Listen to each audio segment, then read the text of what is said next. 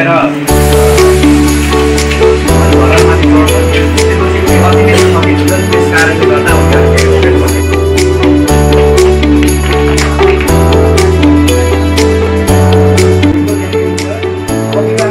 आउने दिन भएकाले प्रायः तल गएका हुन्छन् आफ्नो जीवनको अहिले लक्ष्य नै प्रेमपुरै पुग्ने थियो र प्रेम सरलाई भेट्ने थियो।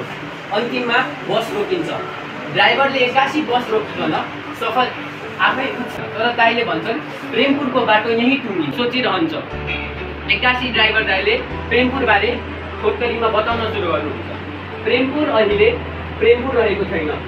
है त्यो भन्छन् कि उनी पनि प्रेमपुरमा पहिला पढाउने एक शिक्षक थिए, तर हाल प्रेमपुरमा मानिसहरू बिच हुने प्रतिस्पर्धा र के भन्छन् भनाइ सुनेपछि राति गर्न लागि हुने हो भन्दै ऊ अगाडि हिँड्दै गऱ्यो। त्यसपछि बिचमा पुगेर उसलाई ऊ एउटा गुराएको पऱ्यो। दुईटा बाटो थियो, एउटा सिधा एउटा तेर्सो। कुन बाटो सही हो ऊ सोचमा पऱ्यो। त्यसपछि उसले तेर्सो बाटो गयो, सिधा बाटो लिएर अघि बढिरह्यो। त्यसपछि हुन्छ मान्छेहरू गीत गाइरहेका हुन्छन् र प्रेमसँग गीत पनि गाइरहेको हुन्छ। तर त्यही बेला पछाडि